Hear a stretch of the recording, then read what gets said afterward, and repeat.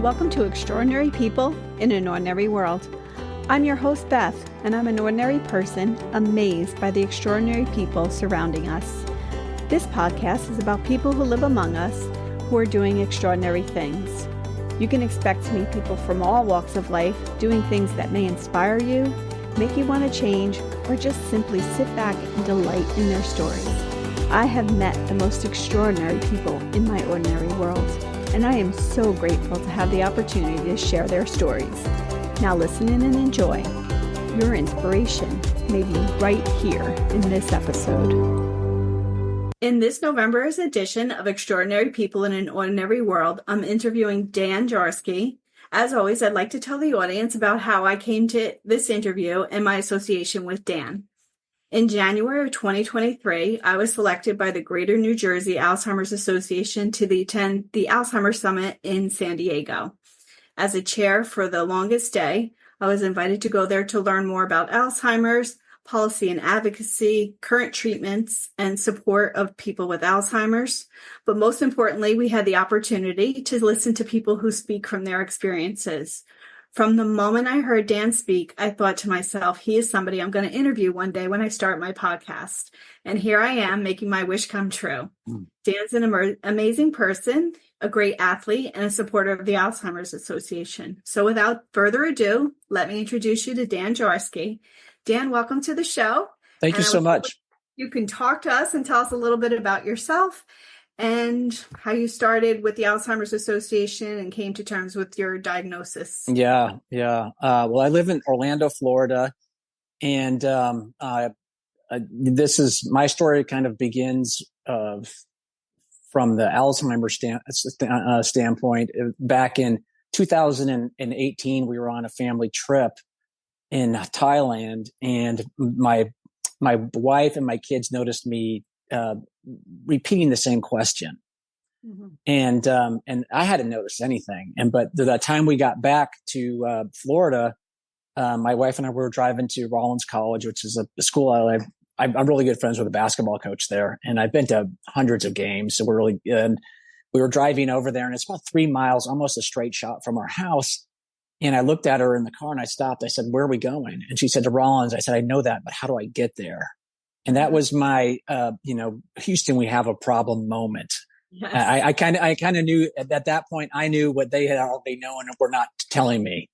Mm-hmm. And at that point, I went down a gauntlet of, that went to the doctor, and very early on in that process was told, if you don't have a bucket list, you should get one, and prepare for the worst and hope for the best. I was 54 at that moment. Okay.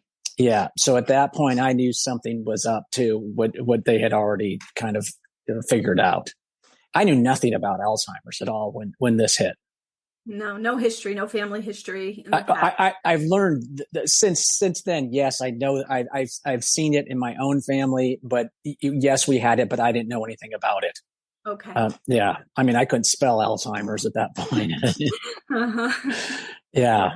So that happened. And then at that point, it's kind of a long journey, because what happens is you start going to the doctor and getting all these tests, MRI, neuropsych tests, 23andMe for genetic testing.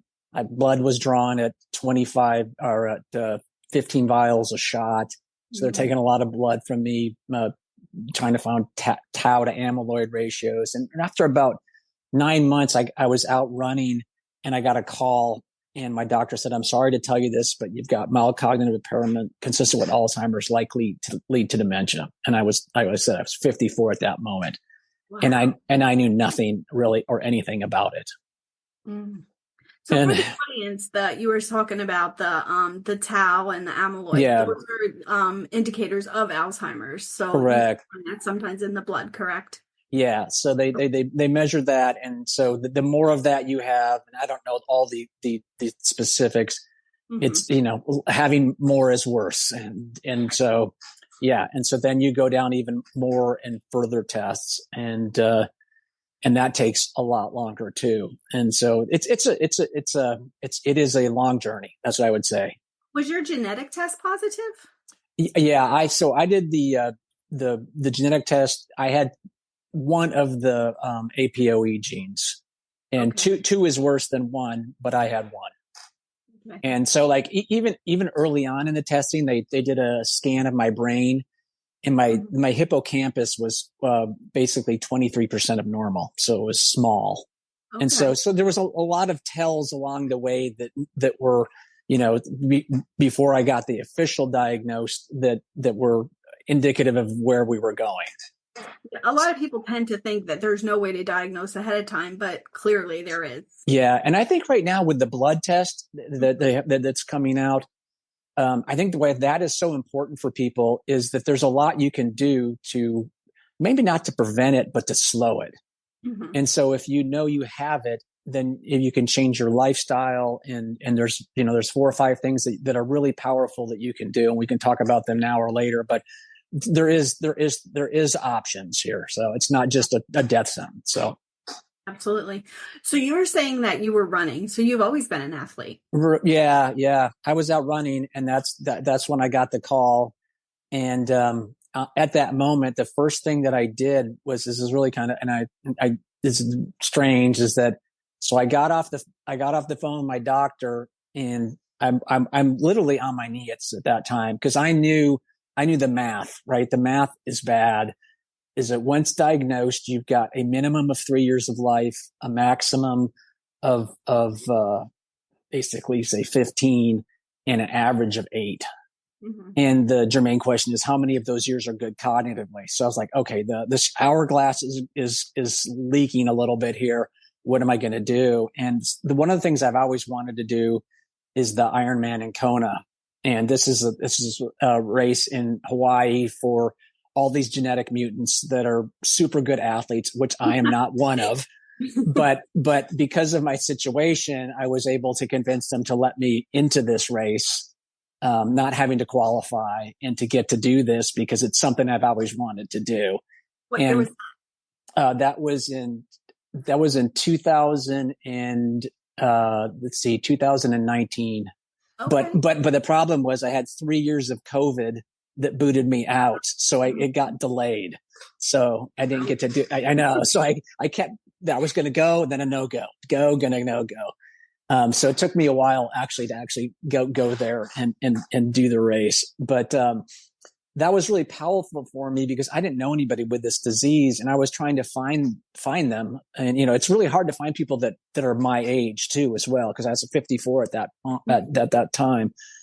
And so I just thought, okay, well, I have this cool race I'm doing.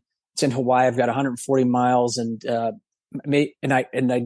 had one of my best friends convinced me to get on Instagram, and I'd never ever been on social media before all of this.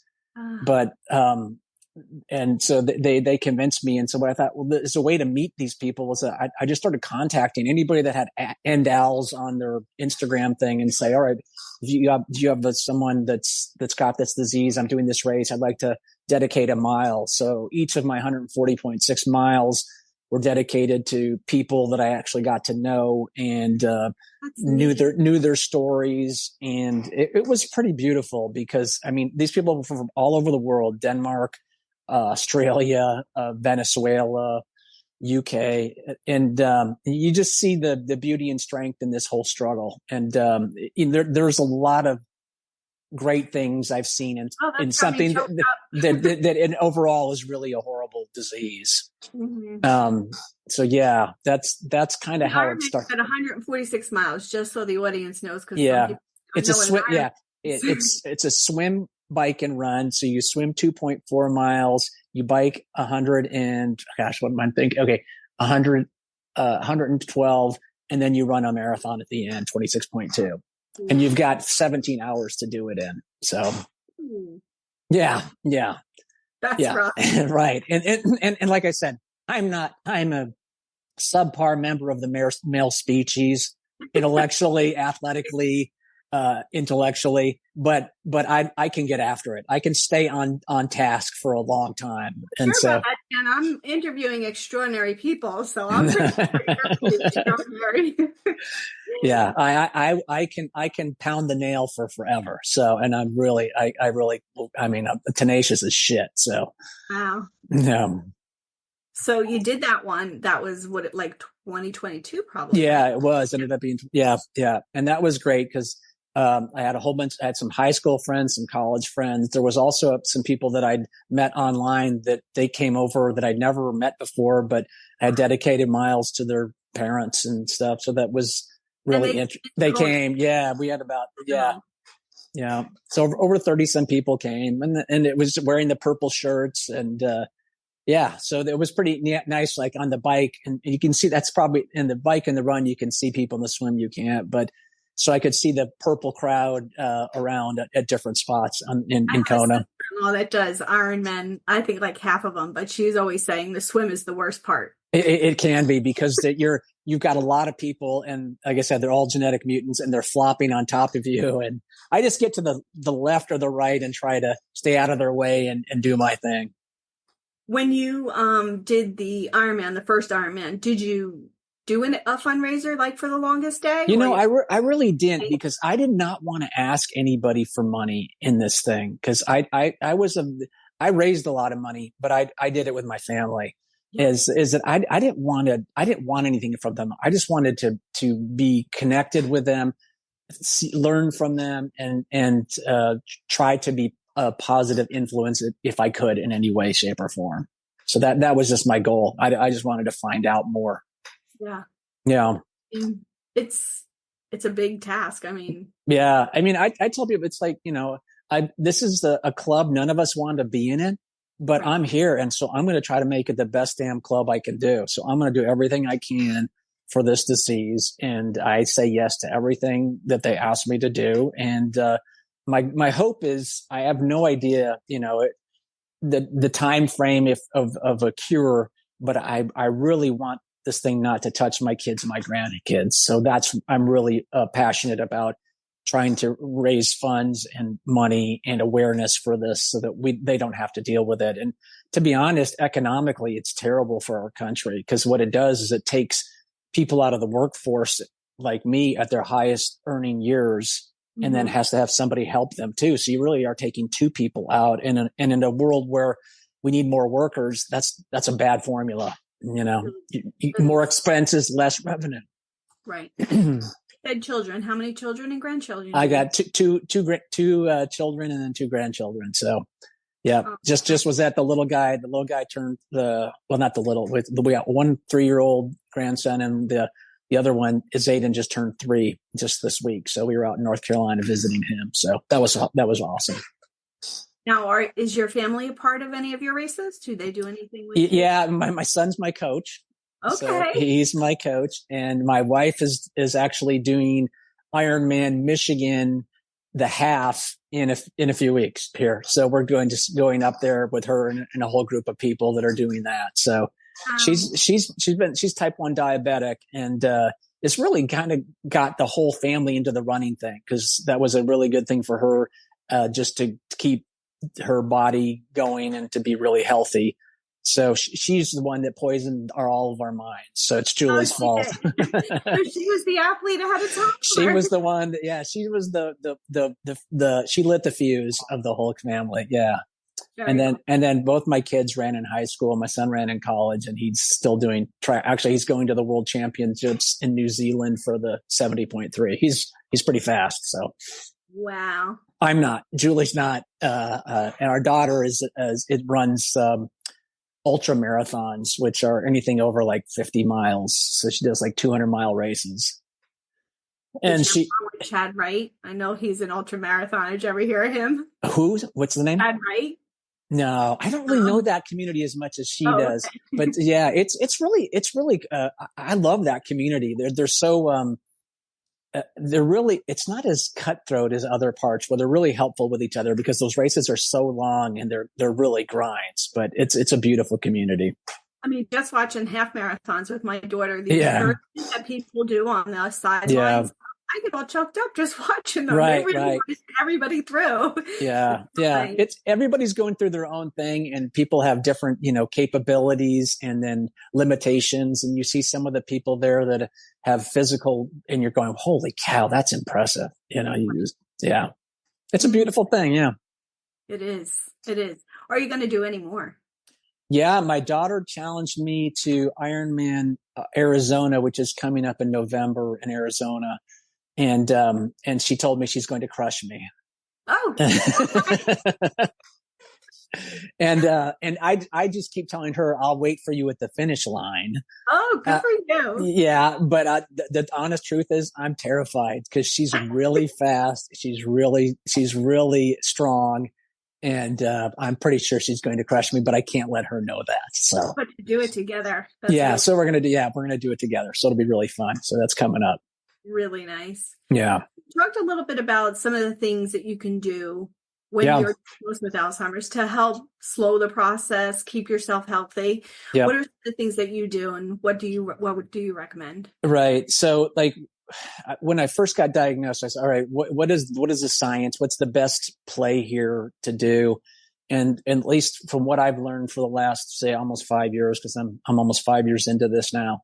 I would say the number one is going to be exercise without a doubt. Movement is medicine. And that's, it's what's good for the heart is good for the brain. And I think, so that's number one. The number two would be diet. So I adopted the Mediterranean diet right away. This was what Mayo suggested anyway. And then I follow this gal on Instagram, the Brain Health Kitchen, Annie Fenn. She's a medical doctor. Actually, I think she was a baby doctor, but she does all this stuff on brain health. She has a really good cookbook out that I'd recommend people get. And so I tried to stick to that. So I will never eat pizza again, like, pepperoni pizza. I will never have ice cream again. And so for me, I'm just stronger if I just stay away from that because I have so few levers to pull. I've got to really crank on those. So diet and exercise, then brain engagement is really strong for me. I do Spanish every day. I do, the New York Times has a bunch of different puzzles. I don't know if you do like Wordle and those kind of things. Yeah. So I do Wordles, connections flummoxes me a lot though. So sometimes those are hard. The last couple of days got me good. Yeah. So I do all that. There's some other apps that are out there that you can get to that are pretty good. Learning, I try to brush my teeth with my opposite hand. I try to eat with my opposite hand. That was Sanjay Gupta's book. So anything small like that, I just try to do. So, and the last one is sleep. I really am very intentional about trying to get at least 8 hours of sleep. I don't always get that. And I have my room super dark, cool, just because that's one of the things that flushes your mind out. So that's what I was going to say. What are some of your sleep tips? Because that's right. I like it dark, cold, and really that's it. I mean, and trying to get to bed at a really reasonable time. Are you an early riser or? I am. I always kind of have been. Yeah. In my whole life. And, I like doing my exercise stuff in the morning. For me, I'm much more productive in the morning than the afternoon. Mm-hmm. But sometimes when you're doing a 70 or a plus bike, you're going to be doing it a good chunk of the day. So you just get up and go. Yeah. Uh-huh. What's the name of that cookbook again? I'd love to. I'll get it. I have it in the other room, but it's Dr. Annie Fenn's book. Okay. Yeah. Well, obviously I have Alzheimer's in my family. My mom suffers from Alzheimer's. So what age was she when she was diagnosed? She was 81 when she's diagnosed. Okay. For many years, I think my dad was trying to protect her. Right. So things, but once he passed away, everything became clearer. Yeah. But and where is she now? Is she with you? Unfortunately, she's in a long-term care facility now. Gotcha. It was during the pandemic also. Weren't able to really care for her anymore at home. So she's in a long-term care facility now. And right. Older onset and didn't start any medications for, right. She had a lot of symptoms. So yeah. And you're as you know, because both my parents live 3 miles from me, but they're both in an assisted living. Neither of them are diagnosed, but my dad clearly has the disease. And my mom is showing signs of it right now. She can still drive. He can't. And, but yeah, I mean, and that's very expensive, right? I mean, that the to be in especially in memory care stuff is really expensive. Yeah. It's been, it's been a journey, that's for sure. And, Yeah. Anytime you see somebody you love going through that, it's always a hard time. Right. So, yeah. So what's cool my only thing was that I felt I could do was the longest day. And that's how I got involved. Yeah. Well, that's great. I mean, and it doesn't matter where or when, however you plug in that works for you is good. Mm-hmm. And that will be just, and then people will keep going, if it's something that they kind of meet them where they are and all that too. So, yeah. So that's like, for me, we just try to do whatever we can for the disease. And like I said, for me, I really want to get it away from my kids and my grandkids. And that's my goal. Yeah, me too. My goal is to be the first survivor. And I don't think anybody's going to work harder than me at it. Well, I don't think so. I'm out there, and my goal is to punch it in the face every day. So I wake up and I'll talk to the disease and I'll say, hey, I'm still here. This is not your day. This is my day. And so I kind of, the way I've done it is to compartmentalize it, where I just try to focus on today. Mm-hmm. And then tomorrow I'll worry about tomorrow. I'm going to try. Today's going to be a great day for me. And tomorrow I'm going to make it a great day. And then that's it. And then, so I don't want to think too far down the future. I know the stats, I know the math, but I don't want that to steal from my time today. And that's my secret, or if there even is one, to just trying to be in this thing, to be very present with where I am and my family and my kids. And I'm not worried about tomorrow, because I was born in this country. We're so lucky to be here despite all our goofy political things. Yes. And we have so much opportunity that people around the world don't have. That I don't know. We should all wake up and just say thank you that you're in here. And so I just feel very grateful. And I think that's a superpower too. Your gratitude is just amazing. And I'm sure that helps everything. It does. Cause it just makes it simple, right? I mean, it's not like I don't think about it, or that there's like, okay. But right now I feel pretty good, because I'm almost 5 years in. I just had my big cognitive test at Mayo, and I'm flatlined. So and most people go like this. And so I've been able to keep it steady, and who knows what happens going forward, but I think that's all because of the things that I'm doing. Do you just do diet, sleep, or have you started on a medication? Well, there's the Doneprazil. There's the one drug that they can give you. It doesn't cure anything. It's supposed that they have. I have not taken any of the new ones that are out there. Okay. I'm looking at them. The issue with them, so you have these plaques in your brain, right? That you're aware of that. They can reduce the plaques, but what's unclear is does that only just reduce the plaques, and does that even help your cognition? Gotcha. Okay. So it's not really, the evidence is not conclusive, but it's anecdotal, and there is risk to people like me that have that APO gene we were talking about. If you have one or two of them, you're a little bit more susceptible to brain bleeds. I do have brain bleeds from something before. We don't really know what was from it. And I have one of the genes. So I'll be a little bit higher risk to take it. But right now I feel really good. You probably know that I have something off, because you've been down this road. If we were together, I would probably repeat something multiple times, but I'm guessing right now you wouldn't know that I have it by talking to me, right? I mean, probably, but you would if we were in any space together for a while, because I would say something that we just talked about or something like that, and I wouldn't know it. But most people try to, I don't know the word to use, maybe like to slough it off and say, oh, it's just I'm tired, or I'm this. Yeah. I think the important thing is to make sure that those things are addressed. Like, like I said, my dad, I think, hid it for a little while, thinking he was protecting my mom. Right. The best thing is to move forward and do the things that you're doing. Yeah. I think anytime you have something that's serious to me, I would address it. I mean, yeah. Because the sooner you start doing some of these things, the better you're off, Mm-hmm.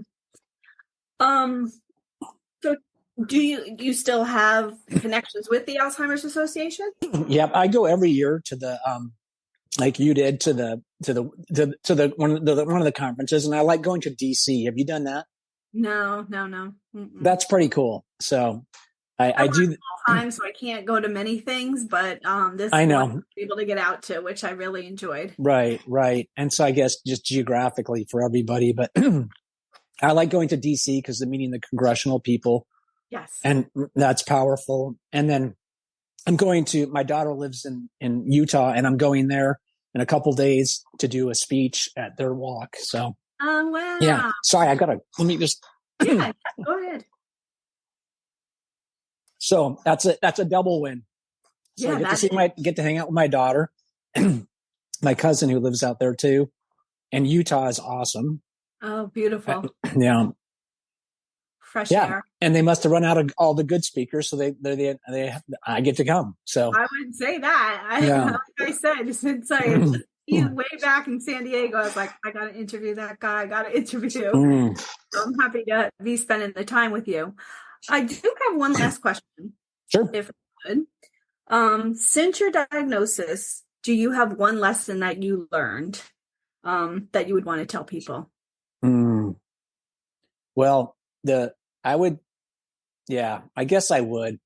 The first thing I did, and I didn't tell you, I think you probably heard me.